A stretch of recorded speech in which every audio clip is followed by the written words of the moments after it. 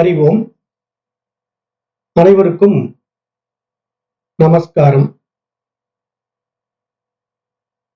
இப்ப இன்றைக்கு நாம் பார்க்க இருக்கின்ற வகுப்பு அனைத்தையும் அறியும் அறிவு.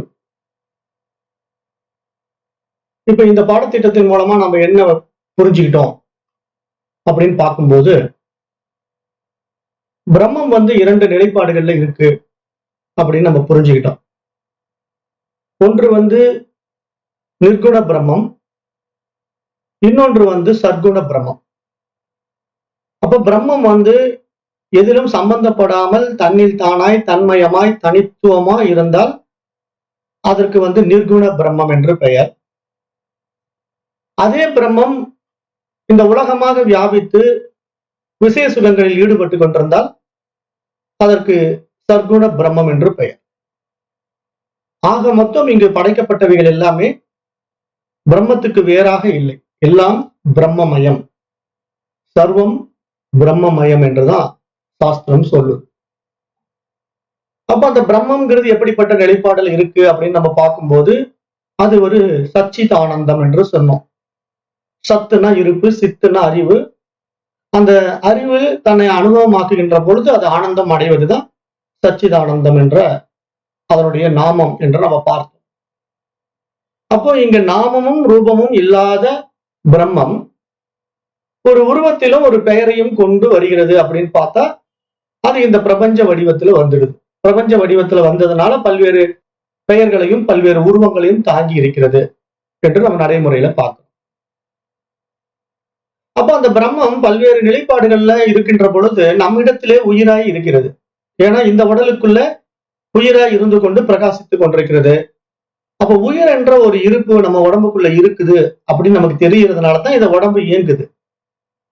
ஆனா அதே உயிரானது நம்முடைய உடம்புக்குள்ள இருக்குதுனால எப்படி இருக்குது? அது ஒரு அறிவா இருக்குது அப்படிங்கறத விஷயம்.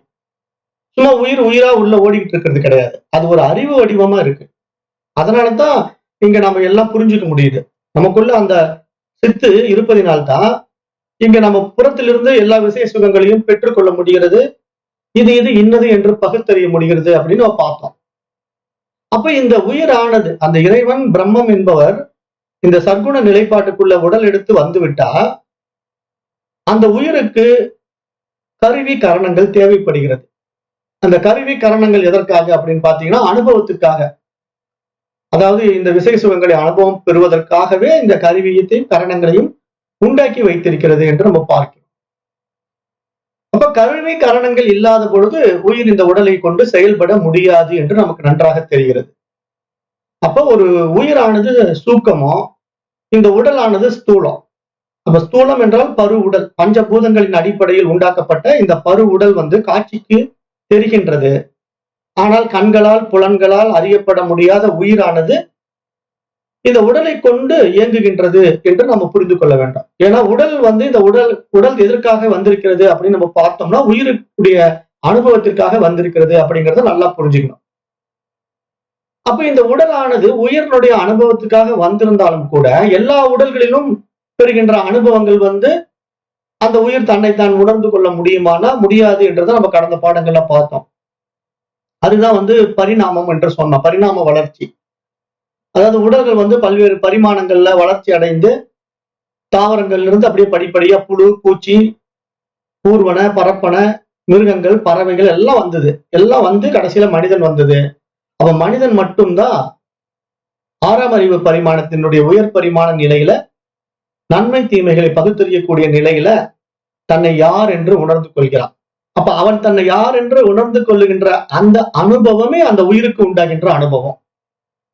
அந்த அனுபவத்தை வைத்துக் கொண்டுதான் அந்த உயிரானது தான் வந்த வேலையை முடிக்கிறது.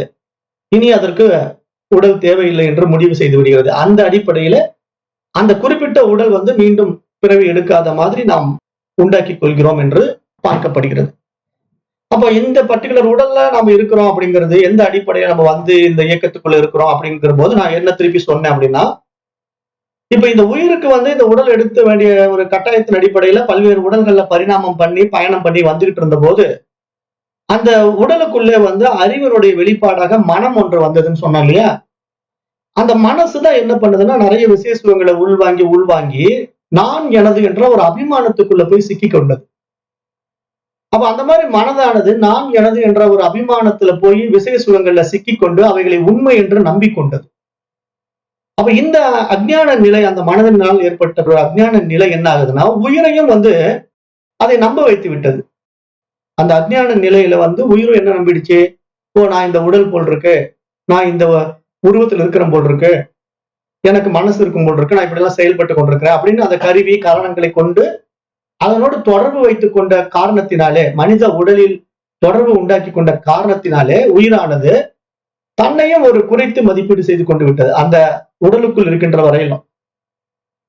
அப்ப நம்ம இங்க என்ன புரிஞ்சுக்கணும்னா, இப்ப நம்முடைய பிறவி சக்கரம் என்று சொல்றோம் இல்லையா, சனாதன தர்மம், மகரிஷிகள், ஞானிகள் அடிக்கடி இந்த பிறவி எடுத்துக்கிட்டே இருக்க இந்த ஜீவர்கள் அப்படின்னு சொல்லும் போது, இப்ப ஜீவர்கள் அப்படிங்கும் போது இந்த இடத்துல நம்ம எப்படி புரிஞ்சுக்கணும்னா, இந்த பர்டிகுலர் உடம்புக்குள்ள இருந்து அந்த உயிரானது இயக்கத்தை பெறுகிறது, இந்த உடல் மூலமாக இயங்குகின்றது என்று பார்த்தாலும், இந்த இயக்கத்துக்கு ஆதாரமாக கருவி கரணங்கள் இருக்கிறது என்று பார்த்தாலும், இந்த கருவி கரணங்களை கொண்டு மனதில் சேகரிக்கப்பட்ட எண்ணங்களுடைய எழுச்சி தான் என்ன பண்ணுது, அந்த உடலை மீண்டும் தேர்ந்தெடுக்க வேண்டிய ஒரு கட்டாயத்துக்கு கொண்டு வருது.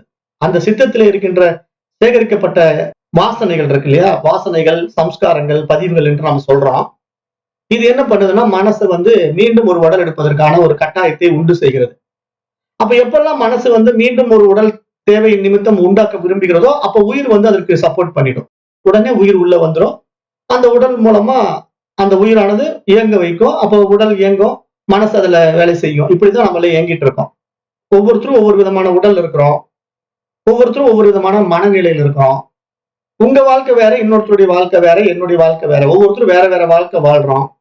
எதன் அடிப்படையில் இப்படி நமக்கெல்லாம் வாழ்க்கை மாறி போச்சு அப்படின்னு பார்த்தா, அவரவருடைய மனம் சார்ந்த வாழ்க்கையா இருக்கிறது அது. அப்ப இந்த மனதனுடைய எண்ணங்களுடைய எழுச்சியை நம்முடைய வாழ்க்கைய வாழ வைக்குது. மனம் போல் வாழ்வு, எண்ணம் போல் வாழ்வு என்பது போல வாழ்ந்து கொண்டிருக்கிறோம். அப்ப இந்த அபிமானம் தான் உயிர்கிட்ட போய் நான் அப்படிங்கிற ஒரு அகங்காரமா மாறி மனசுல உட்காந்துக்குது இல்லையா. அப்ப இந்த மனசு என்ன பண்ணுது, இந்த உடம்பையும் நான் என்று அபிமானித்துக் கொள்ளுது. அப்ப இந்த அபிமானத்தினால உயிர் என்ன பண்ணுதுன்னா, ஓ இந்த உடலும் மனசும் தனித்துவமா இருக்குது அப்படிங்கிற ஒரு கற்பனைக்குள்ள அந்த உடல் இருக்கிற வரைக்கும் இருப்பதுதான் இங்க ஒரு அஞ்ஞானம், அறியாமை என்று சாஸ்திரம் சொல்லுது. இப்ப இந்த உடலை நம்ம உடல் அப்படிங்கிற நம்ம அபிமானிக்கிற மாதிரி தான் நம்ம உறவுகளுடைய உடல்களையும் அபிமானிக்கிறோம். ஏன்னா மற்றவர்களுடைய உடலும் நம்ம எப்படின்னா, அவர்கள் உடலுக்குள்ள உயிர் இருக்கு, நம்ம உடலுக்குள்ளே உயிர் இருக்கு. ஆனா எல்லாருடைய உடலுக்குள்ள இருக்கிற உயிர் ஒண்ணுதான், ஆனா உணர்வும் ஒண்ணுதான். ஆனா மனசுதான் வேற வேறையா இருக்கு. அவர் ஒரு மாதிரி இருக்காரு, நான் ஒரு மாதிரி இருக்கிறேன். அப்ப இந்த சேஞ்சஸ் எதால நடந்தது அப்படின்னா, மனதில் ஏற்றி வைக்கப்பட்ட எண்ணங்களால் நடந்தது. அப்ப இந்த விசாரணையை நம்ம விசாரித்து பார்க்கும்போது இங்க நமக்கு ஒரு விவேகம் கிடைக்குது. அப்ப இங்க இந்த மாதிரி எண்ணங்களுடைய எழுச்சியினால் உண்டாக்கப்பட்ட மனமானது இவ்வாறு சேகரித்துக் கொண்ட பதிவுகளை கொண்டு மீண்டும் மீண்டும் உடலை தேர்ந்தெடுக்க விரும்புகின்றது. அந்த விருப்பத்தின் காரணமாக உடல் உண்டாக்கப்படுகிறது என்று நமக்கு புரிய வருது. அப்ப நாம இந்த பிறவியில் என்ன பண்ணணும், இந்த உண்மையை உணர்றோம். இந்த அத்தியாத்ம யோக கல்வியின் மூலமா இந்த உண்மையை நம்ம உணர்ந்து பார்க்கிறோம். என்ன நடந்துட்டு இருக்கீங்க, ஏன் இந்த மாதிரி உடம்பு எடுத்து வரோம், இங்க ஏன் நான் இப்படி வாழ்றேன், அவன் ஏன் அப்படி வாழ்றான் அப்படின்னு நம்ம பல விஷயங்களை ஆராய்ந்து பார்க்கும்போது அவர் மனம் சார்ந்த வாழ்க்கையை வாழ்ந்து கொண்டிருக்கிறது என்று புரிய வருது. அப்ப உடனே நம்ம விழித்துக் கொள்றோம். எப்படி விழித்துக் கொள்கிறோம், இந்த அத்தியாத்ம கல்வியின் மூலமாக நமக்கு கற்றுக் கொடுக்கப்பட்ட பாடங்கள் சொல்லுது, நீ இந்த உடல் கிடையாது, நீ இந்த மனசு கிடையாது, நீ தற்காலிகமா வந்த இந்த உடலையும் மனதையும் நான் என்று அபிமானித்துக் கொண்டதின் காரணமாக நீ அதன் பற்று வைத்துக் கொண்டு, அது போலவே மற்ற உடல்களில் வந்த உயிர்களை எல்லாம் என்னுடைய உறவுகள் என்று அபிமானம் வைத்துக் கொண்டிருக்கிறாய். ஆனால் இது எதுவுமே சாஸ்வதம் கிடையாது, சத்தியம் கிடையாது, இவைகள் எல்லாம் மாறிக்கொண்டே இருக்கின்றவைகள் என்று சொல்லுது.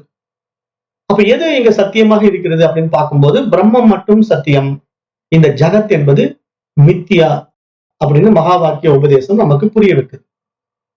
அப்ப இங்க இறைவன் மட்டும்தான் உண்மையில் இருக்கிறான். இறைவனுக்கு வேறாக இங்கு காணப்படுகின்ற இந்த உலகம் என்ற பிரபஞ்சம் ஒரு மித்யா. மித்யா என்றால் தோன்றி மறைந்து கொண்டே இருப்பது, மாறிக்கொண்டே இருப்பது என்ற அர்த்தம்.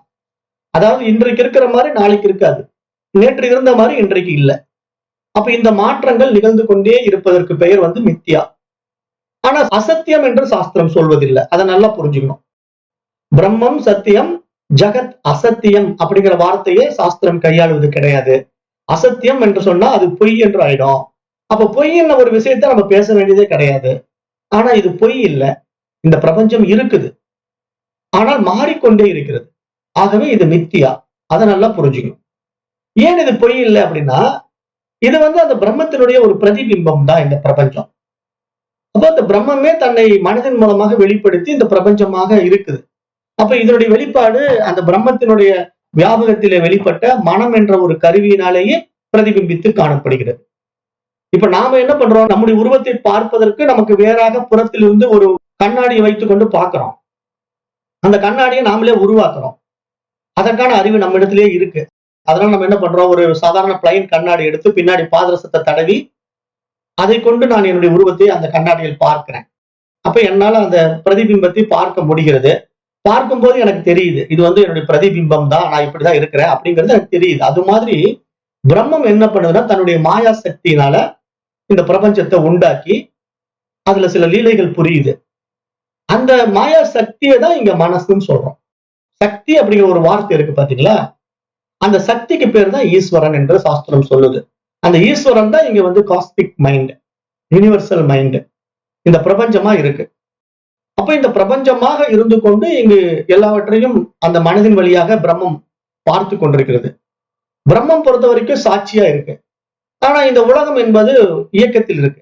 அப்ப இந்த பிரம்மம் தன்னில் தானா இருந்து கொண்டிருக்கு. ஆனா எப்படி இயங்குது அப்படிங்கிறதுக்கு நேத்து நான் உதாரணம் சொல்லிட்டேன். நான் கரையில சும்மா தான் நின்றுட்டு இருந்தேன். ஆனா கரையில இருக்கக்கூடிய என்னுடைய உருவம் தண்ணியில பிரதிபிம்பித்தது. காற்று வீசுவதனால தண்ணீரில் ஏற்படுகின்ற அலைகளின் காரணமாக என்னுடைய உடல் அசைவது போல காணப்படுகிறது. ஆனால் அந்த நீரில் அசைகின்ற என்னுடைய பிரதிபிம்பமும் அசைவும் உண்மையில் எனக்கு நேர்வதில்லை. நான் அதில் சம்பந்தப்படுவதும் இல்லை. ஆனால் அது நிகழ்ந்து கொண்டிருக்கிறது. அதே மாதிரி இங்க பிரம்மம் இப்படி லீலா வினோதங்களை இந்த பிரபஞ்சமாக புரிந்து கொண்டிருக்கிறது என்று நாம் புரிந்து கொண்டால் நாம் வந்த வேலை முடிந்து விட்டது. ஏன்னா நாம எதற்காக வந்தோம்? நம்முடைய மைண்ட் அப்டேட் பண்ணி மனித உடல்ல வந்திருக்கிறோம். இப்ப நான் யார் என்று நாம் உணர்ந்து கொண்டோம். நான் இந்த உடல் அல்ல, நான் இந்த மனம் அல்ல, சாட்சாத் நான் அந்த பிரம்மம் என்று நாம் நம்மை உணர்ந்து கொண்ட மறு வினாடி இந்த உலகம் நம்மை பொறுத்த வரைக்கும் மறைந்து விடுகிறது. இருப்பதெல்லாம் என்னுடைய வியாபகம் என்று நமக்கு நன்றாக புரிகிறது. அப்ப நானே எல்லாமாக வியாபித்திருக்கிறேன். எப்படி? என்னுடைய மனதின் மூலமாகவே, நான் உண்டாக்கி கொண்ட மனதின் மூலமாகவே இந்த ஒட்டுமொத்த பிரபஞ்சமும் வியாபித்து இருக்கிறது. அப்ப இங்க எதையும் பிரித்து பார்க்க முடியாது. இங்கு எதுவும் எனக்கு வேறாகவும் இல்லை. நான் இருப்பதினால் இந்த பிரபஞ்சம் இருக்கிறது. அப்ப அப்படி பார்க்கும்போது இங்க ஒவ்வொன்றும் என்னிடத்திலேயே இருக்கின்றன அப்படிங்கிறது நமக்கு நல்லா புரியும். அதுதான் நான் உதாரணம் சொல்லும்போது எப்படி சொல்லுவேன்? இப்ப நம்ம மூலமா பார்க்கிற ஒரு பொருள் கூட அறிபவன் அப்படிங்கிற இந்த மைண்ட் மூலமா ஒரு விஷயத்த அறியப்படும் பொருளை நம்ம பார்க்கிறோம்னாலும் அது இது என்னது என்று பகுத்து பார்ப்பதற்கான ஒரு அறிவு நம்மிடத்தில் இருப்பதினால்தான் அறிபவனுக்கு அது உணர்த்தப்படுகிறது. அப்ப இங்க அறிபவனாகிய நான் வெறுமையாக ஒரு விஷயத்தை பார்க்க முடியாது. வெளியே நான் பார்க்கின்ற ஒரு தாமரை மலரோ அல்லது ஒரு மல்லிகை மலரோ என் முன்னாடி காட்சியாகின்றது என்றால் அந்த காட்சிக்கு நாம ரூபங்கள் எனக்கு தெரியாமல் இருந்தது. இப்பொழுது நான் அறிபவன் என்ற நிலையிலே அதை அறிந்து கொள்ள ஆர்வம் காட்டியதின் விளைவாக இது தாமரை மலர், இது மல்லிகை மலர் என்று என்னால் பகுத்து பிரித்து பார்க்க முடிந்தது. அதற்கான நாமமும் ரூபமும் என்னால் பதியப்பட்டது, எனக்குள்ளேயே பதியப்பட்டது. அப்ப இந்த அறிவு என்னிடத்தில் இருப்பதினால்தான் இதெல்லாம் நிகழ்ந்தது. அறிபவனும் அறியப்படும் பொருளும் அறிவின் அதிஷ்டானத்தில் நடைபெற்றது. அப்படிங்கும் போது இங்க எல்லாமே அறிபவனுக்கு வேறாக இல்லை. ஏன்னா அறிபவன் இருப்பதினால்தான் அறியப்படும் பொருள்கள் இருக்கின்றன.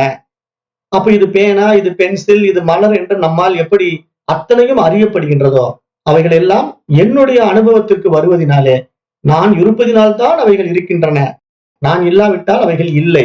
ஆகவே அவைகள் எனக்கு வேறாக இல்லை என்ற ஒரு மிக உயரிய ஞானம் நமக்கு உண்டாகி விடுகின்றது. இதுதான் இங்க மகான்களுடைய ஞானம். ஞானிகள் ஞானம் அடைந்து விட்டார்கள், மகரிஷிகள் ஞானம் அடைந்து விட்டார்கள்னா இதுதான். தன்னை தான் உணர்ந்து கொண்டார்கள், நான் யார் என்று அறிந்து கொண்டார்கள் என்று பார்க்குது சாஸ்திரம். அப்ப அதான் இங்க வேதம் சொல்லுது. அப்ப இதை புரிந்து கொண்டா நமக்கு என்ன ஆகும்? இங்க அபிமானம் வராது. அதாவது இது ஒரு மாய தோற்றம், நான் இருப்பதனால என்னுடைய மனதில் பற்றி இது பிரதிபிம்பிக்குது, என்னால் உண்டாக்கப்பட்ட மனதினாலேயே இது பிரதிபிம்பிக்கிறது. ஆகவே இதெல்லாம் என்னுடைய இருப்பினாலே இருக்கின்றது, இருக்கட்டும், அவைகள் எல்லாம் நான் சாட்சியா பார்த்துக்கிட்டு இருக்கிறேன், இந்த உடலும் மனசும் இயங்குவதை வேடிக்கை பார்த்துக்கிட்டு இருக்கிறேன் அப்படின்ட்டு அந்த நிர்குண பிரம்மம் சாட்சியா இருக்கும், எதுலையும் சம்பந்தப்படாம இருக்கும். இந்த சர்க்குண பிரம்மம் என்ன பண்ணும்? எல்லாத்திலும் சம்பந்தப்பட்டு அனுபவமாக்கும். அப்ப இந்த அனுபவங்கள் பூரா சர்க்குண பிரம்மமாகிய மனதுக்கு தான் உண்டாகும், நிர்குண பிரம்மமாகிய அறிவுக்கு உண்டாகாது. இதுல நல்லா தெளிவா இருக்கணும். அப்ப நம்ம நிர்குண நிலைப்பாட்டுக்கு போகணுமான்னா, நிர்குண நிலைப்பாட்டுக்கு இப்ப எதுக்கு போகணும்? அவசியம் இல்லைங்கிறேன். ஏன்னா நான் தான் உடம்பு மனசு எதுக்கு வேண்டி இருக்கு, நமக்கு அனுபவத்துக்காக வந்துடுச்சு. இத்தனை பிறவிகளாக நான் பல்வேறு பிறவிகளாக நான் வந்து என்னை யார் என்று தெரிந்து கொள்ளாம பயணம் பண்ணேன் பல பாதைகள்ல, பல பிறவிகள்ல, பல உடல்கள்ல. ஆனா என்னை நான் உணர்ந்து கொள்ளவே முடியல. அதுதான் இந்த மனித பிறவியில இப்ப நான் வந்திருக்கேன். வந்த உடனே எனக்கு இந்த மாதிரி ஒரு அத்தியாத்ம ஞான கல்வி கிடைச்சது. அப்ப இந்த அத்தியாத்ம ஞான கல்வியின் மூலமாக எனக்கு நிறைய அறிவுரைகள் கிடைச்சது. என்னுடைய அஞ்ஞானங்கள் எல்லாம் நீக்கப்பட்டது. இப்ப எனக்கு புரிஞ்சு போச்சு. அப்ப நான் என்ன பண்றேன்? ஓகே, என்னுடைய ரியாலிட்டி நிர்குணம்.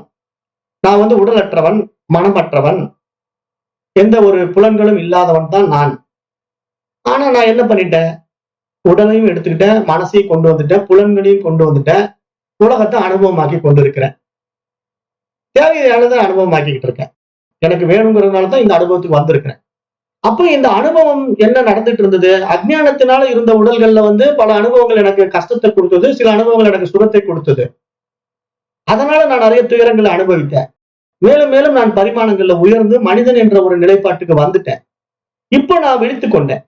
மனிதன் என்ற நிலைப்பாட்டுல எந்த வகையில நான் விழித்துக் கொண்டேன்? எனக்கு கொடுக்கப்பட்ட அத்தியாத்ம ஞானத்தினால விழித்துக் கொண்டேன். விவேகம் வந்து விட்டது. அப்ப நான் இப்ப என்னுடைய வாழ்க்கையை நான் எப்படி சரியா கையாளணும்னு ஒரு முடிவு எடுக்க போறேன். அப்ப நான் எப்படி நல்லது கெட்டதை பகுத்தறிய பாக்குறேன். அப்ப எனக்கு தீமைகள் கொடுக்கக்கூடிய விஷயங்களை நான் விட்டுடுறேன். எனக்கு நல்லது செய்யக்கூடிய விஷயங்களை நான் ஏற்றுக்கிறேன். அப்ப எது நல்லது எது கெட்டது என்று எனக்கு கொடுக்கப்பட்ட பிரத்யேக பகுத்தறிவை கொண்டு பகுத்து பார்க்கும்போது நிறைய விஷயங்கள் எனக்கு புரிய வருது. அதுல எது நித்தியம் எது அனித்தியம் என்ற விஷயம் கூட எனக்கு புரிய வருது. அப்ப இங்க உண்மையில நித்தியமா இருப்பது பிரம்மம் மட்டும்தான். அதாவது நான் மட்டும்தான் நித்தியமா இருக்கிறேன். ஆனா இங்க அனித்தியம் தான் மற்றதெல்லாம், வந்து வந்து போகின்ற விசேஷ சுகங்கள். இதுல போய் நான் ஏன் இம்பார்ட்டன்ஸ் கொடுக்கணும் அப்படின்னு என்னுடைய ரியாலிட்டியை நான் உணர்ந்த பிறகு எனக்கு இதன் மேல பற்று இல்லை. இதை வந்து நான் என்னுடைய உருவம்ங்கிறதுனால ஜஸ்ட் அதை வெறுமையா பார்க்கிறேன், ரசிக்கிறேன், அவ்வளவுதான். இப்ப என்னுடைய உருவத்தை போய் நான் கண்ணாடியில பாக்குறேன். அந்த கண்ணாடியில் இருக்கிற உருவத்தை பார்த்த உடனே எனக்கு பற்று வந்துருமா?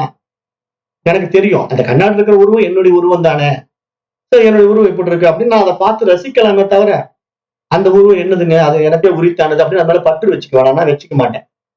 ஏன்னா எனக்கு தெரியும், அந்த விவேகம் இருக்கு எனக்கு. கண்ணாடியில தெரிகிற உருவம் வந்து பிரதிபிம்பம் அப்படிங்கிற விவேகம் என்கிட்ட இருக்கிறதுனால நான் அதை பெருசா எடுத்துக்கல. அத மாதிரி இங்க சாஸ்திரம் என்ன சொல்லுது?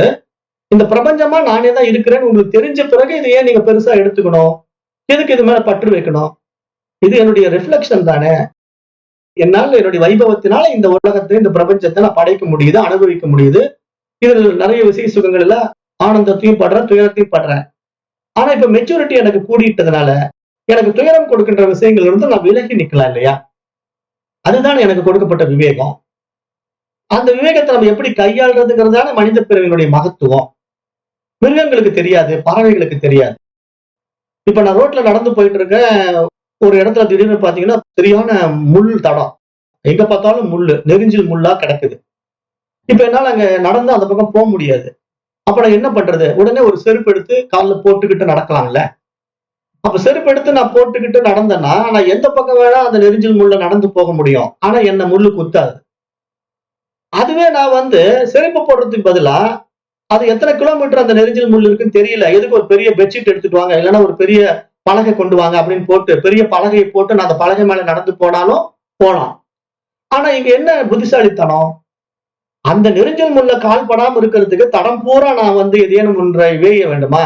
அந்த பாதை முழுவதாக நான் ஒரு பலகை போடணுமா? அல்லது ஒரு அந்த இடத்தை தடுப்பதற்கான ஏதேனும் ஒரு காரியத்தை செய்ய வேண்டுமானா வேண்டியது இல்ல. இங்கதான் பகுத்தறிவு வேலை செய்யணும். அப்ப பகுத்தறிவு எப்படி வேலை செய்யுதுன்னா, இங்க நான் நடக்கிறேன், என்னளவுல நான் பாதுகாப்பு பண்ணிக்கிறேன் அப்படின்னு ஒரு செப்பல் வாங்கி போட்டா நான் எப்பேற்பட்ட மோசமான முள்ளுல கூட கால் வச்சு நான் நடந்து போயிட்டே இருக்கலாம். அப்ப அந்த மாதிரி ஒரு தெளிவும் ஒரு புரிதலும் தான் இங்க ஞானம் என்று சாஸ்திரம் சொல்லுது. இந்த ஞானம் வந்து மற்ற ஜீவராசிகளுக்கு கிடைக்காது, மனிதனுக்கு தான் இது கிடைக்கும்.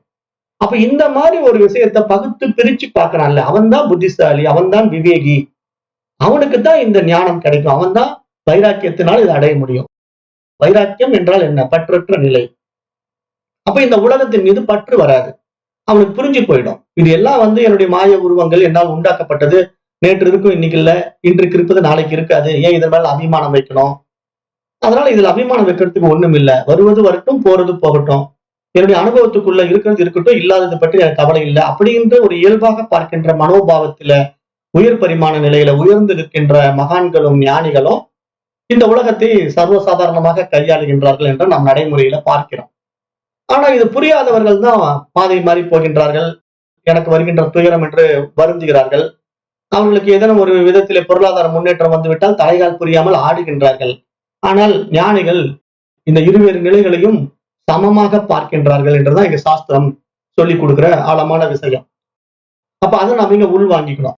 அந்த ஞானம் தான் இங்க நமக்கு மனித பிறவியினுடைய மகத்துவம் என்று பார்க்கப்படுது. அப்ப இது மாதிரிதான் இந்த கருவி காரணங்களை கொண்டு இந்த உயிரானது இந்த உலகத்துக்கு தேவைப்பட்டு இயக்கத்தை வைத்துக் கொண்டிருக்கிறது. அப்ப இந்த உயிருக்கு அறிகின்ற தன்மையும் இருக்கின்றது. அப்ப இந்த உயிரே அறிவு மயமாகவும் இருக்கின்றது என்று நம்ம பார்க்க முடிகிறது. அப்ப இந்த உயிரானது எத்தகைய அறிவினை பெறுகிறது என்பது அந்த உயிரினிடத்தில் இருக்கின்ற மனதின் பக்குவ நிலையை பொறுத்தது. ஏனென்றால் இங்க பரிணமிக்கின்ற பல்வேறு பரிணாம வளர்ச்சியிலே வருகின்ற உடல்களினுடைய பக்குவம்ங்கிறது மனதின் அடிப்படையில் இருப்பதனால, இப்ப ஒரு தாவரத்தினுடைய பக்குவமும் ஒரு மனிதனுடைய பக்குவம் வேற, ஒரு விலங்கினுடைய பக்குவமும் ஒரு மனிதனுடைய பக்குவம் வேற. எந்த அடிப்படையில பக்குவம் என்று நம்ம பார்க்கிறோம் அப்படின்னா மனதின் அடிப்படையில பார்க்கிறோம். அப்ப இங்க மனதுதான் தெளிவா இருக்கணும். எப்படிப்பட்ட விஷயங்களை எப்படி கையாளலாம், நம்ம எப்படி புரிந்து கொள்ளலாம், இது எப்படி அணுகுனா நம்ம பிரச்சனை இல்லாம அணுக முடியும் அப்படிங்கறத நம்ம எவ்வளவுக்கு எவ்வளவு புத்திசாலித்தனமா கையாளுறோமோ அவ்வளவுக்கு அவ்வளவு நம்ம அறிவாளியா இருக்கிறோம் அப்படிங்கறதுல எந்த சந்தேகமும் இல்லை. இப்ப எல்லாரும் ஒரே மாதிரி சிந்திக்கிறது இல்லை இல்லையா? ஒவ்வொருத்தருடைய சிந்தனைகள் வேற மாதிரி இருக்கும். அப்ப அந்த சிந்தனா சக்தியை மேம்படுத்திக் கொள்வதில் தான் இங்க நம்முடைய புத்திசாலித்தனமே அடங்கி இருக்கிறது. அது எந்த அடிப்படையில் இருக்கிறதுன்னா அந்த புரிதலினுடைய அடிப்படையில் இருக்கிறது. நாம் எப்படி விஷயத்தை உள்வாங்கிக் கொள்கிறோம், அதுல எந்த அளவுக்கு ஆழமா இருக்கிறோம் அப்படிங்கிறதை பொறுத்து நாம் இங்கு நம்முடைய வாழ்க்கையை வாழுகின்றோம் என்று சாஸ்திரம் சொல்லிக் கொடுக்குது. அப்ப நாம் பெறுகின்ற விஷய அனுபவங்களை பற்றிய அறிவு உடலின் கருவிகளுடைய திறனுக்கு ஏற்பவும் மாறுபட்டு காணப்படுகிறது. ஒவ்வொரு உடலுக்குள்ளேயும் உயிர் எப்படி இருக்கிறதோ அதற்கேற்றது போல இப்போ ஒரு கல்விங்கிற ஒரு விஷயத்தை கற்றுக்கொள்வதற்கு எந்த உடல் சரியான கருவின்னு பார்த்தா மனித உடல் மட்டும்தான் கல்வியை கற்றுக்கொள்ள முடியும்.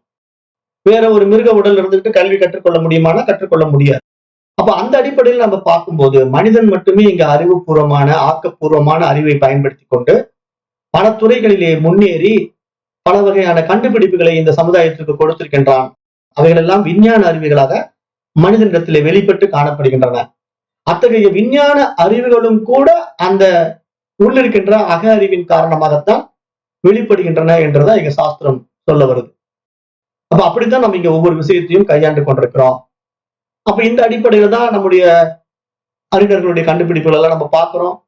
அதுக்கு எப்படி நம்முடைய உடம்பு ஒரு கருவியா இருக்கு அப்படிங்கும் போது நம்ம இடத்துல இருக்கிற இந்த கருவி காரணங்கள் அதுக்கு கருவியா இருந்து அந்த சிந்தனையினுடைய விஷயத்தை யார் ஒருவன் சீர்தூக்கி பார்க்கிறானோ, தன்னுடைய சிந்தனா சக்தியை சரியாக பயன்படுத்துகின்றானோ, பகுத்தறிவை நன்றாக கையாள கற்றுக்கொள்கிறானோ, அவன் மனிதனில் மகத்தானவனாக பார்க்கப்படுகிறான்.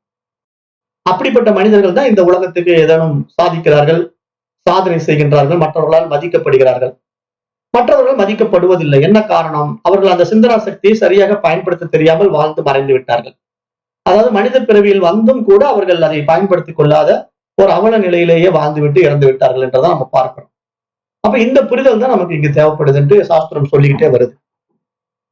அப்ப இந்த புரிதல் எந்த அடிப்படையில மாறுது அப்படிங்கும் போது உடலுடைய தன்மையை பொறுத்து மாறுதுன்னு முதல்ல நம்ம பார்த்தோம்.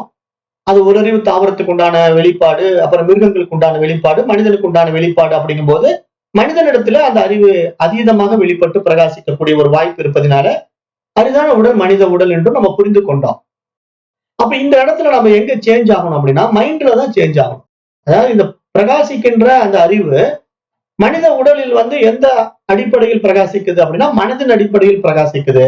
அப்ப மனமானது எப்படிப்பட்ட விஷய சுகங்களை உள்வாங்கி வைத்துக் கொண்டிருக்கிறதோ அதற்கேற்ற வாழ்க்கையை தான் அது வாழும். அப்ப நாம இங்க என்ன பண்ணணும்? இப்ப எப்படிப்பட்ட தவறான விஷயங்கள் எல்லாம் நம்ம உள்வாங்கி வைத்திருக்கிறோமோ அதையெல்லாம் உடனடியாக நம்ம நீக்கிவிட வேண்டும். ஏனென்றால் மற்றவர்களால் புகுத்தப்பட்ட தவறான விஷயங்கள் நம்மை தவறான பாதையில் வழி நடத்தி கொண்டு சென்றிருக்கின்றன. அப்ப இவ்வளவு தூரம் நம் வாழ்க்கையை அஞ்ஞானத்திலே அறியாமையிலேயே வாழ்ந்து கொண்டிருந்திருக்கிறோம். இனிமேல் நாம் விழித்துக் கொள்ள வேண்டாம். ஏன்னா நமக்கு இப்ப விவேகம் வந்து விட்டது. இப்ப இங்க வேதம் இப்படிதான் சொல்லி கொடுக்குது, சாஸ்திரங்கள் இப்படித்தான் நமக்கு நம்முடைய உண்மைத்தன்மையை உணர்த்துகிறது.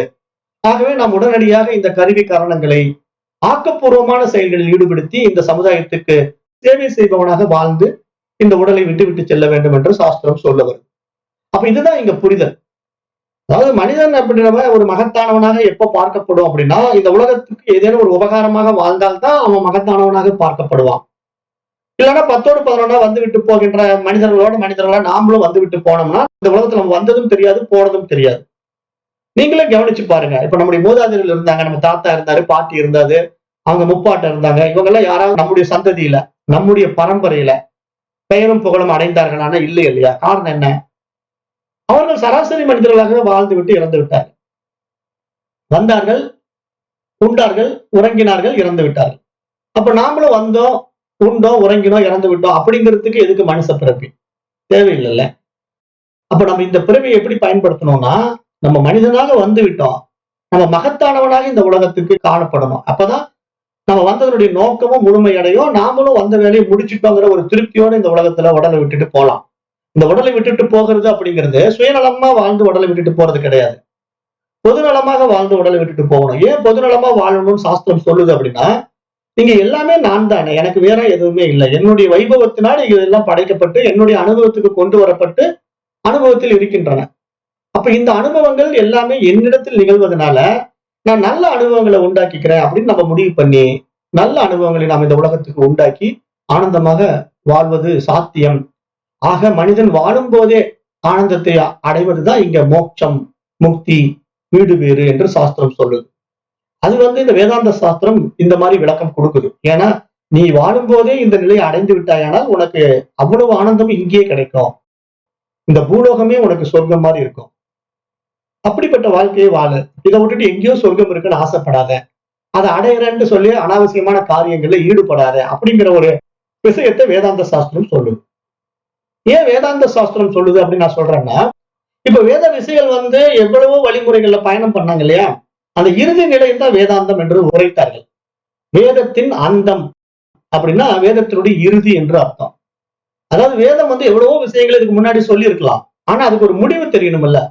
இப்ப நம்ம ஸ்கூல்ல படிச்சுக்கிட்டு இருக்கிறோம், எவ்வளவோ விஷயங்களை படிக்கலாம். 1ஆம் கிளாஸ்ல இருந்து படிச்சுக்கிட்டே இருக்கிறோம், +2 வரும், டிகிரி வாங்குறோம், எல்லாம் ஓகே. ஆனா என்னப்பா படிச்சு முடிச்சேன்னு கேட்டா ஏதேனும் ஒரு விஷயத்த நம்ம சொல்லணும்ல. இவ்வளவு நாள் படிச்சேங்க, எனக்கு இதாங்க தெரிஞ்சுது அப்படின்னு நம்ம எடுத்து சொல்றதுக்கு ஒரு முடிவு இருக்கணும்ல. அந்த முடிவை தான் இங்க வேதம் சொல்லுது. வேதத்துடைய அந்தம் என்ன அப்படின்னா, இங்க எல்லாம் பிரம்ம மயம் அப்படிங்கும் போது நான் பிரம்மத்துக்கு வேறாக இல்லை. ஆகவே இங்க என்னுடைய வைபவம் இந்த பிரபஞ்சம் என்பதனால நான் இந்த உடலையும் மனதையும் கொண்டு இந்த உலகத்துக்கு உபகாரமாகவும் வாழ்ந்துவிட்டு என்னுடைய வந்த வேலையை முடித்து விட்டு செல்வதுதான் இந்த பிறவியினுடைய சிறப்பு.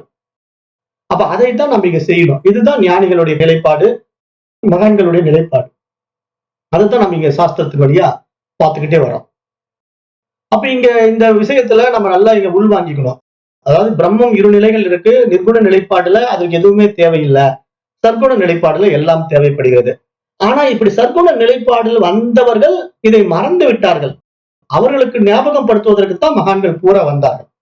எல்லா மகான்களும் என்ன சொல்றாங்கன்னா, இப்ப நீ உண்மையிலேயே நிர்குணம், நீ அந்த பிரம்மம், ஆனா அதை நீ உணரல. ஏன்னா நீ இந்த உடல் எடுத்து வந்ததுனால, உயிர் மூலமா இந்த உடல் எடுத்துக்கிட்ட. எடுத்த பிறகு நீ என்ன நினைச்சுக்கிட்ட, நான் தான் இந்த உடல் என்று அபிமானிக்கிற. அப்புறம் இந்த உடல் இருக்கிற கருவி காரணங்கள்லாம் என்னுடையதுங்கிற. அப்புறம் இந்த உடலை கொண்டு சில காரியங்களை செய்து விட்டு அது என்னுடைய செயல் என்று மார்த்தட்டி கொள்ற. அப்புறம் உன்னால் உண்டாக்கப்பட்ட உறவுகள் எல்லாம் என்னுடைய உறவுகள் என்று சொல்ற. இதெல்லாம் எப்படி உனக்கு வந்தது? நீ வரும்போது என்ன கொண்டு வந்தாய், போகும்போது என்ன கொண்டு போற, இதையெல்லாம் நீ ஆராய்ந்து பார் அப்படின்னு சொல்லி நமக்குள்ள ஒரு விவேகத்தை உண்டாக்குது. சாஸ்திரங்களும் மகான்களும் ரிஷிகளும் நமக்கு ஒரு விவேகத்தை உண்டு பண்ணி நம்மையே ஆராய்ந்து பார்க்க சொல்றாங்க. அப்ப நம்ம இதை ஆராய்ந்து பார்க்கும் போது, இந்த விசாரத்தை நம்ம விவேகத்தினால பார்க்கும் போது நமக்கு எல்லாம் புரியுது. அப்ப நாம உண்மையிலேயே அந்த நிர்குண நிலைப்பாட்டிலிருந்து இந்த உடல் நிமித்தம் நம்ம சர்க்குண நிலைப்பாட்டுக்குள்ள வந்ததுனால நம்முடைய நிர்குண நிலைப்பாட்டை மறந்துட்டோம். பட் நாம ஆக்சுவலா அந்த தூய அறிவு தான், ஆன்மா தான். அது தெரியாம நாம் இந்த உடலை நான் என்று அபிமானித்துக் கொண்டு, இந்த உறவுகளை நான் என்று அபிமானித்துக் கொண்டு, இந்த விஷய சுகங்களிலேயே நான் சிக்கிக்கொண்டு என்னுடைய வாழ்நாளை வீணாக்க இருந்தேன்.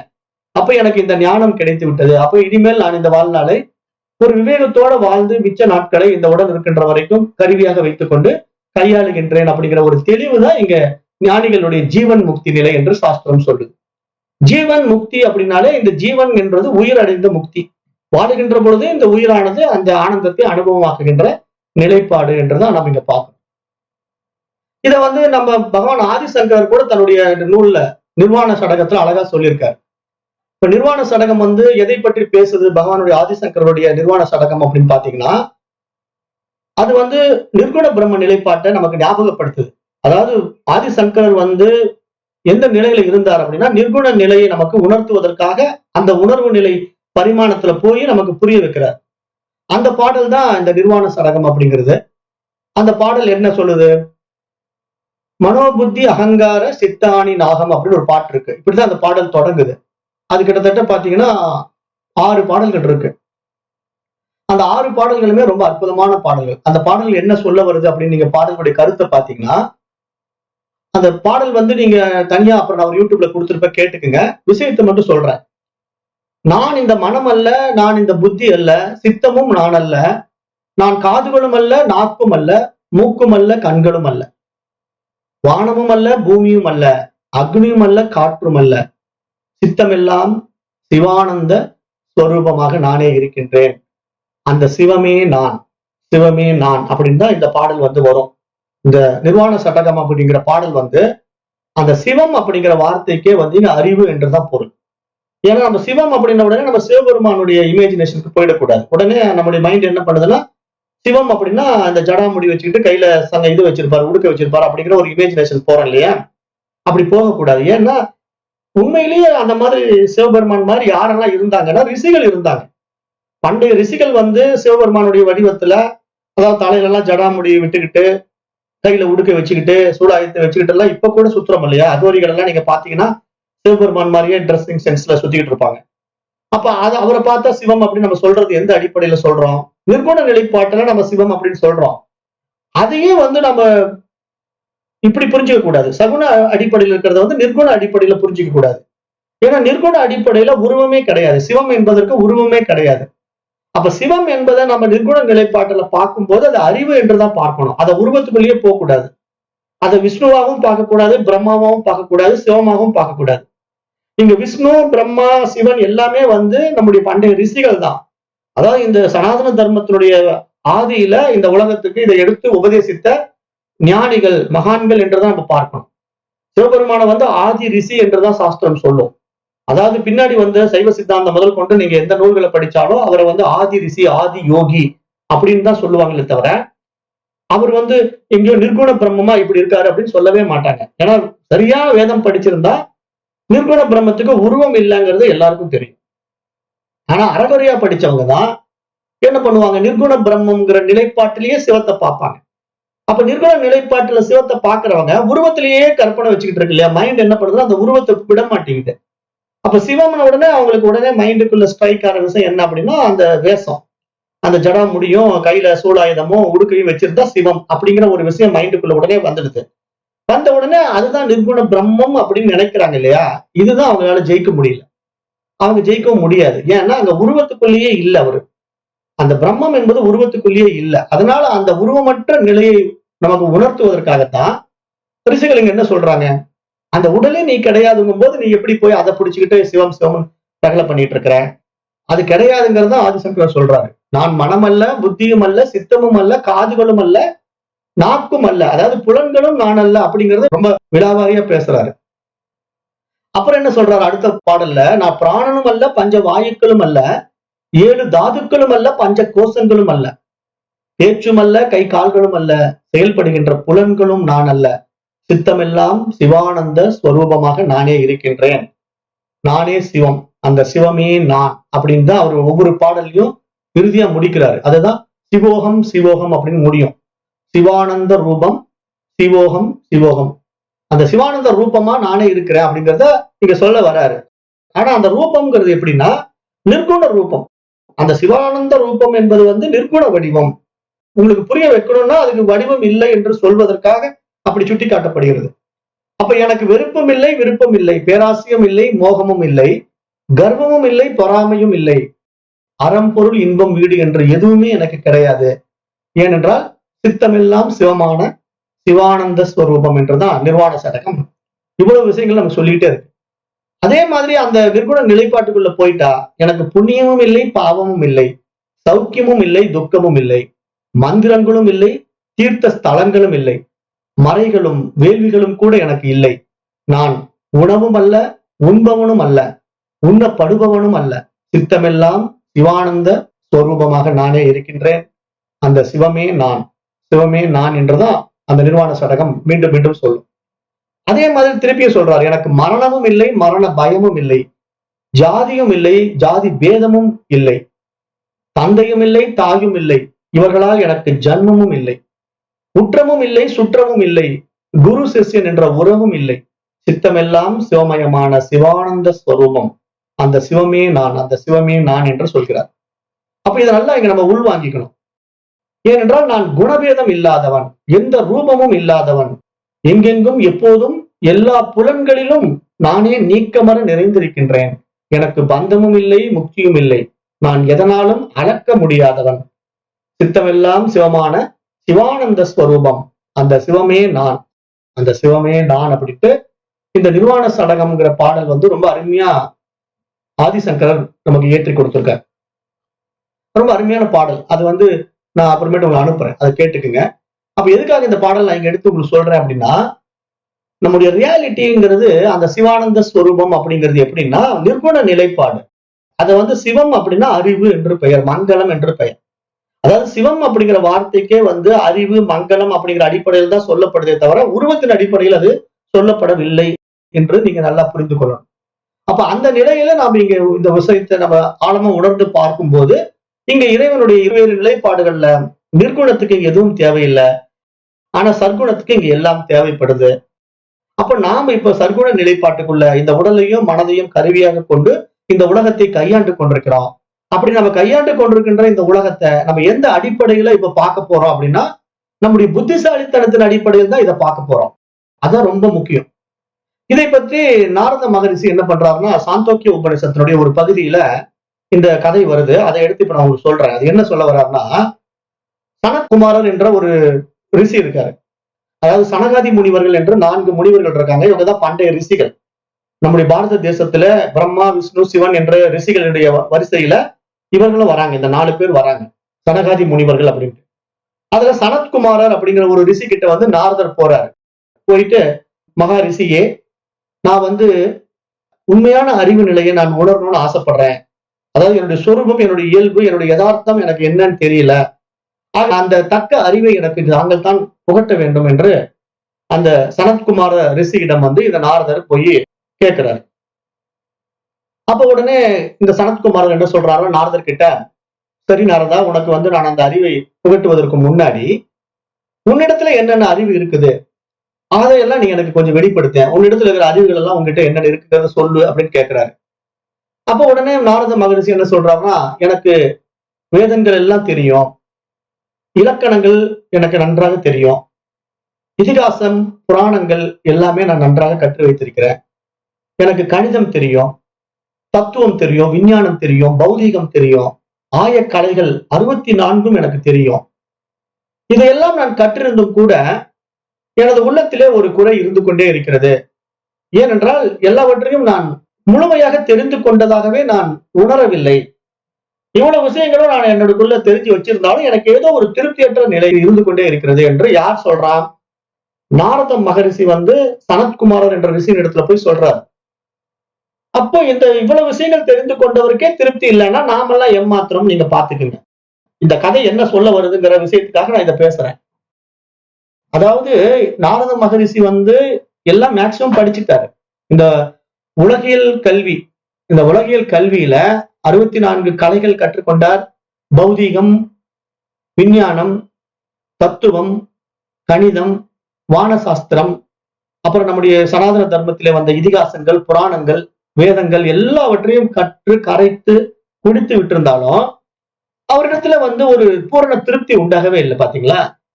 அந்த திருப்தி ஏன் வரல அப்படின்னா, இவ்வளவு விஷயங்களும் அவர் எந்த அடிப்படையில் தெரிஞ்சு வச்சிருக்காருன்னா நானுங்கிற அகங்காரத்தில் தெரிஞ்சு வச்சிருக்காரு. இதான் விஷயம். இங்க பாயிண்ட் ஆஃப் வியூ மறந்துடக்கூடாது. எவ்வளவு கற்றிருந்தாலும் அத்தனை கல்விக்கும் கற்றவன் நானுங்கிற ஒரு அகங்காரம் அவருக்கு இருந்துகிட்டு இருக்கு. அந்த அடிப்படையில் அவர் என்ன சொல்றாருன்னா, இவ்வளவு நான் தெரிஞ்சு வச்சிருக்கேன், ஆனா எனக்கு திருப்தி வரல அப்படின்னு ரொம்ப யதார்த்தமா தான் பேசுறாரு சனத்குமாரர் கிட்ட. அப்ப சனத்குமாரர் என்ன சொல்றாருன்னா, நாரதா, நீ கற்றதெல்லாம் வெறும் பெயரளவில் நின்று விட்டது அப்படின்னு சொல்றாரு. வெறும் பேரளவில் நின்று விட்டது அப்படின்னு ஒரு வார்த்தையை சொல்றாரு. இதை ஔவையார் என்ன சொல்றாங்க, கற்றதெல்லாம் கைமண் அளவு அப்படின்னு ஔவையார் சொன்னாங்க. ஔவையார் நீ எவ்வளவு வேணா படிச்சிருக்கலாம்பா, ஆனா எவ்வளவு நீ கற்று வச்சிருந்தாலும் இந்த பூமியில இருக்கிற மண்ணை எடுத்து நீ கையில வச்சு பிடிச்சீங்கன்னா அந்த கை மண் அளவு எவ்வளவோ அவ்வளவுதான் நீ எவ்வளவு விஷயம் கற்றிருந்தாலும். அப்ப நீ இன்னும் கத்துக்க வேண்டியது எவ்வளவு இருக்கு, இந்த உலக அளவு இருக்கு. அப்ப இந்த உலகம்ங்கிற இந்த பூமி உருண்டையில எவ்வளவு ஒரு பிரம்மாண்டம், அதுல நம்ம எங்க போய் இவ்வளவு கற்று முடிக்கிறது? அதுக்கு இந்த வயசு பத்துமா, இந்த ஆயுசு முடியுமா, அல்லது இந்த கல்விதான் நம்ம கற்று முடிச்சு அடுத்த பிறவிக்கு பயன் தருமா? ஒரு பிரயோஜனம் நடக்காது. அப்ப இதை மகான்கள் எப்படி நமக்கு புரிய வைக்க பாக்குறாங்கன்னா, சனத்குமாரர் நீ கற்றதெல்லாம் பெயரளவில் சொல்லிட்டாரு, ஔவையார் நீ கற்றது கைமண் அளவுன்னு சொல்லிட்டாங்க. அப்ப இங்க என்ன நம்ம இங்க புரிஞ்சுக்கணும், இதோட டெப்த் என்ன அப்படின்னு பாத்தீங்கன்னா, இப்ப எல்லாமே இங்க படைக்கப்பட்ட ஒவ்வொரு விஷயங்களுக்கும் ஒரு நாம ரூபம் உண்டு. நாம ரூபம்னா ஒரு உருவம் இருக்கு, ஒரு பெயரும் இருக்கு. அந்த நாமத்தையும் அந்த உருவத்தையும் வைத்துக்கொண்டு, அதாவது அந்த பெயரையும் அந்த உருவத்தையும் வைத்துக்கொண்டு அந்த பொருளுடைய தன்மையை, இடத்தை, அதனுடைய காலத்தை நாம் இவ்வாறு என்று நிர்ணயித்துக் கொள்கிறோம். அந்த அடிப்படையில நாம் என்ன பண்றோம், அந்த பொருள் இது இது இன்னது என்று பகுத்து அறிகிறோம். ஆனா இப்படி நம்ம தெரிந்து கொண்ட இந்த விஷயங்கள் எல்லாம் புறக்கல்விதான். நம்முடைய அறிவு இது இது இன்னது என்று பகுத்து பிரித்து தெரிந்து வைத்துக் கொண்டிருக்க இந்த வெளிக்கல்வியல் பரோட்ச ஞானம். அதாவது இவ்வளவு எனக்கு தெரியும் அப்படிங்கிற ஒரு அறிவு நம்ம இடத்துல இருந்தாலும் அது வெறும் ஏட்டளவில் தான் இருக்கிறது. ஏனென்றால் அந்த உண்மை அறிவை, இதுக்கெல்லாம் ஆதாரமான உண்மை அறிவை நாம் நம்முள் உணராத வரைக்கும், இதுக்கெல்லாம் பேஸா என்ன இருந்திருக்கு, இது இது இன்னது என்று பகுத்து பிரித்து நான் கற்றுக்கொண்டேன் என்றாலும் அந்த கல்விக்கு ஆதாரமாக என்னிடத்திலேயே ஒரு அறிவு இருந்திருக்கிறதுங்கிறத நான் தெரியாம இருந்துட்டேன். பாத்தீங்களா, அதுதான் என்னுடைய குறைபாடு. அதுதான் சனத்குமார் சுட்டி காட்டுறாரு. சனத்குமார் என்ன சொல்றாங்கன்னா, இந்த பெயர், பெயரிலிருந்து வாக்கு, வாக்கிலிருந்து மனம், மனதிலிருந்து புத்தி, புத்தியிலிருந்து சித்தம், சித்தத்திலிருந்து தியானம், ஞானம், வலிமை, உணவு, நீர், நெருப்பு, ஆகாயம், நினைவாற்றல், இச்சை, பிராணன், வாய்மை அப்படின்னு எவ்வளவு விஷயங்கள் வேணா இந்த உலகத்துல நீ அனுபவமாக்கலாம்ப்பா. இதுக்கும் மேல கூட நீ ஸ்ரத்தை, தவம் என்றெல்லாம் நீ முன்னேறலாம், படிப்படியாக நீ முன்னேறலாம் நாரதா. ஆனால் அவ்வாறு நீ பெற்ற அறிவின் தன்மையை விளக்கினாலும் அது பரம்பொருளின் விளக்கத்துக்கு உன்னை அழைத்து செல்லுகின்ற ஒரு அறிவாக மட்டுமே இருக்குமே தவிர, அந்த பரம்பொருளே நான் தான் என்று நீ உன்னுடைய உள்ளத்திலே உணர்கின்ற பொழுது மட்டும்தான் அது உன்னுடைய அனுபவத்துக்கு வரும். அந்த அனுபவத்தின் மூலமாகத்தான் நீ நிறைவடைய முடியும். இந்த கல்வி எல்லாமே என்னுடைய இருப்பினால இருப்பதனால இதெல்லாம் இருக்குது, இல்லைன்னா இதெல்லாம் எதுவுமே இல்லை அப்படிங்கிற இவ்வளவு விசேஷ சுகங்களும் அந்த தூய அறிவின் பிரகாசத்தினால் வெளிப்பட்டு இங்கு காணப்படுகின்றன. அப்படிங்கிற அந்த முழுமையான அறிவு தான் உண்மையான அறிவு.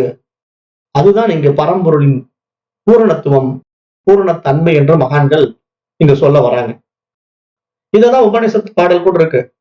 ஓம் பூர்ணமத பூர்ணமிதம் பூர்ணா பூர்ணமுதச்சதே பூர்ணஸ்ய பூர்ணமாதாய பூர்ணமேவாவசிஷ்யதே ஓம் சாந்தி சாந்தி சாந்தி அப்படின்ட்டு உபநிஷத்து மந்திரா என்ன சொல்லுது, இங்கு முழுமையிலிருந்து முழுமையை பிரித்து எடுத்தாலும் அங்கு எஞ்சி இருப்பது முழுமை மட்டும்தான். ஏன்னா முழுமை மட்டும்தான் இருக்கு, அந்த இறைவன் மட்டும்தான் இருக்கிறான், அந்த தூய அறிவு மட்டும்தான் இருக்கிறது, அதுதான் பூரணம். அப்ப அந்த பூரணத்திலிருந்து நீங்க என்ன விஷயங்களை இந்த உலகத்துக்கு நான் அதை கத்துக்கிட்டேன் இதை கத்துக்கிட்டேன், 64 கலைகள் தெரியும், அப்படி இப்படி நாரதர் மாதிரி நம்ம ஆயிரம் விஷயங்களை தெரிந்து கொண்டாலும் இதுக்கெல்லாம் ஆதாரமாக அந்த அறிவு இருப்பதினால்தான் இதெல்லாம் அறியப்படுகின்றன அப்படிங்கிறது ஒன்று தெரியவில்லை என்றால் அவன் கற்று பிரயோஜனம் இல்லை இல்லையா? அததான் திருக்குறள் சொல்லுதுன்னு சொன்ன இல்லையா, கற்றதனால் ஆய பயன் என்கொள் வான் அறிவன் நற்றால் தொழார் எனின் அப்படின்னு திருக்குறள் சொல்லுதுன்னு சொன்ன இல்லையா? இதெல்லாம் பூடகமா தான் மகரிஷிகள் மகான்கள் பேசுவாங்களே தவிர டைரக்டா சொல்ல மாட்டாங்க. அப்ப ஒருத்தர் எவ்வளவுதான் கற்று இருந்தாலும் நாரதர் மாதிரி ஒருத்தர் கத்துக்க முடியுமான்னா முடியாது.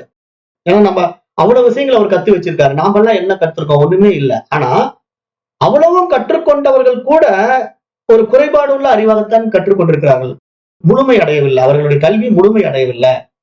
அப்ப எப்பொழுது அவருடைய கல்வி முழுமை அடையும்? அந்த கல்வியை கற்பதற்கு ஆதாரமான ஒரு அறிவு என்னிடத்திலேயே பிரகாசித்துக் கொண்டிருக்கிறது, அந்த பிரகாசத்தினுடைய வெளிச்சத்தினால் தான் நான் இதையெல்லாம் காணுகின்றேன் என்று யார் ஒருவன் தன்னுள் உணர்கிறானோ அவன் மட்டும்தான் முழுமையை அடைகிறான், திருப்தி அடைகிறான், அவன் மட்டும்தான் வந்த வேலையை முடிக்கிறான். அப்படிங்கிற ஒரு மகா விஷயத்தை இந்த உபனிஷதங்களும் பிரம்மசூத்திரமும் பகவத்கீதையும் நம்முடைய அத்தியாத்ம ஞான கல்வியும் நமக்கு கற்றுக் கொடுத்து கொண்டே இருக்கிறது. அப்ப அதை நம்ம நல்லா உள்ள வாங்கிக்கணும். அப்ப இதற்காகத்தான் இங்க இந்த கருவி கரணங்கள் எல்லாம் நமக்கு கொடுக்கப்பட்டிருக்கிறது. ஏன்னா மனித உடலில் கொடுக்கப்பட்ட இந்த கருவி கரணங்களுடைய முழுமையான நோக்கம் என்ன அப்படின்னா, ஒருவன் தன்னை உணர்வதற்காகத்தான். தன்னை ஒருவன் உணராம இந்த கருவி கரணங்களை வைத்துக் கொண்டு உலக விசேஷ சுகங்களிலே வாழ்ந்து கொண்டிருப்பதனால அவன் ஒன்றும் அடைய முடியாது. ஏனென்றால் அவன் எவ்வளவு கற்றிருந்தாலும் அந்த கற்ற கல்வியினால் ஒரு பயனும் இல்லை என்று மகரிஷிகளும் ஞானிகளும் நமக்கு சொல்லிவிட்டார்கள். ஏன்னா நம்ம எவ்வளவு படிச்சிருந்தாலும் அந்த தற்காலிகமான படிப்பை வச்சுக்கிட்டு நம்ம பணம் பதவி என்று வாழலாம். ஆனா அது நிரந்தரமான இல்லை இல்லையா? எவ்வளவு பெரிய பதவியில இருந்தாலும் எவ்வளவு பணம் வச்சிருந்தாலும் நம்ம இந்த உடம்பை விட்டுட்டு போகும்போது எல்லாம் விட்டுட போறோம். ஒன்னும் நம்ம எடுத்துட்டு போக முடியாது. ஆனா நாம உண்மையிலேயே யார்? இந்த உடலா? கிடையாது. அப்ப நாம இந்த உடல் இல்லாத உணர்வு உயிரா இருக்கிற நாம இதை விட்டுட்டு வெளியேறும் போது திருப்பி நம்ம அடுத்த பிறவிக்கு வர வேண்டியது ஒண்ணு இருக்குங்கிறத மறந்துடுறோம் இல்லையா? நம்ம பண்ற தப்பு என்னன்னா, இதுதான் சாஸ்வதம் நினைச்சுக்கிறோம். இப்ப நமக்கு இந்த கொடுக்கப்பட்ட வாழ்க்கை தான் சாஸ்வதம், இதுதான் சத்தியம். அப்ப இதுல இருக்கிற பொருளாதாரம் எனக்கு நிறைவா இருக்கு, எனக்கு ஒரு 3 தலைமுறைக்கு சொத்து வச்சிருக்கேன், எனக்கு எந்த கவலையும் இல்லை அப்படின்னு ஒரு மனிதன் நினைக்கிறான்னு வச்சுக்கோங்க. அது அவனுடைய அகங்காரம். 3 தலைமுறைக்கு சொத்து இருந்தாலும் அவன் இந்த உடலை விட்டுட்டு போகும்போது இந்த உடலை எடுத்து அந்த சொத்தை அனுபவிக்க போறது இல்ல.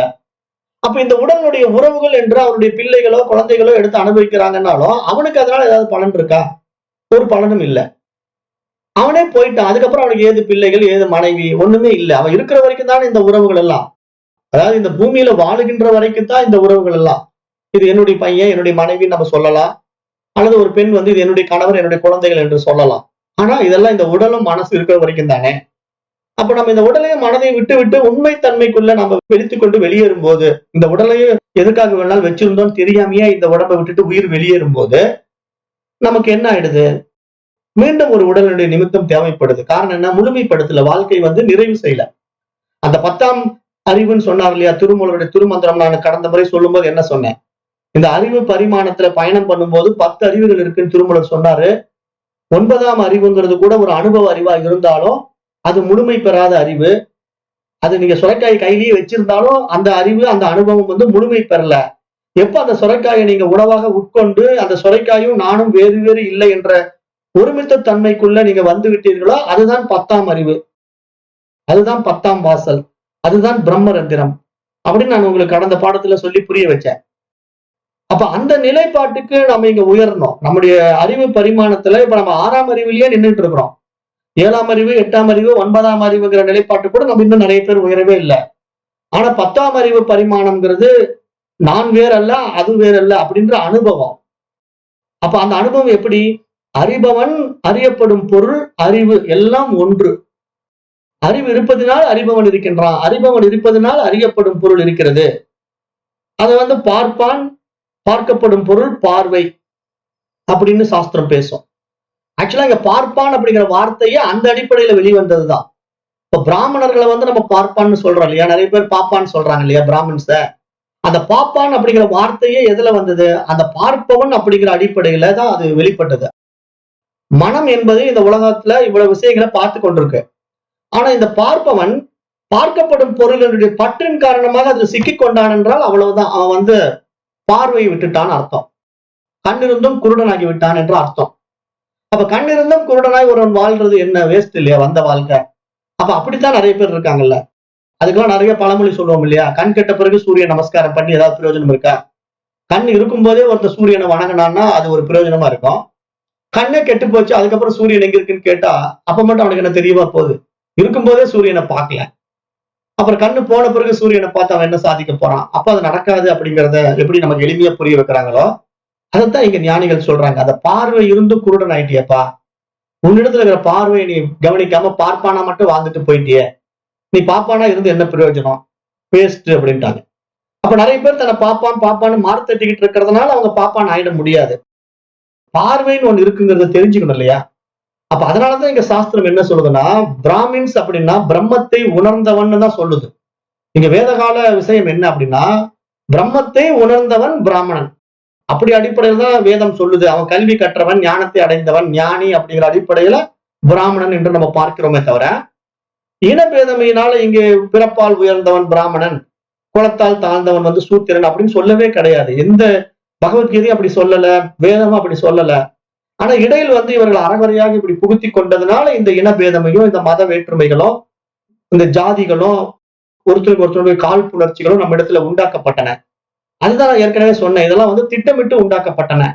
அதாவது நமக்கு வந்து இந்த அளவுக்கு பகுத்தறிவு உள்ள வளர்ச்சி அடையாத நம்மளை பயன்படுத்தி கொண்டார்கள் அவர்கள்லாம்.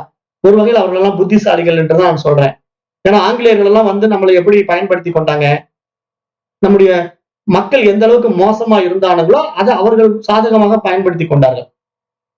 அதுதான் நான் கடந்த முறை கூட சொன்னேன் இல்லையா, மேல் சீலை போராட்டம்னு சொல்லிட்டு கேரளாவுல வந்து பெண்களுக்கு வந்து அந்த மேல் சீலை போடக்கூடாது அப்படின்னு ஒரு சட்டம் வந்து திருவிதாங்கூர் தேவஸ்தானம் வந்து கட்டளையிட்டு இருந்தாங்க. ஒரு ராஜா, கீழ் ஜாதி பெண்கள் வந்து மேலாடை அணியக்கூடாது, மார்பகத்தை காட்டிக்கிட்டு தான் போகணும் அப்படின்னு ஒரு சட்டம் போட்டிருந்தாங்கன்ட்டு.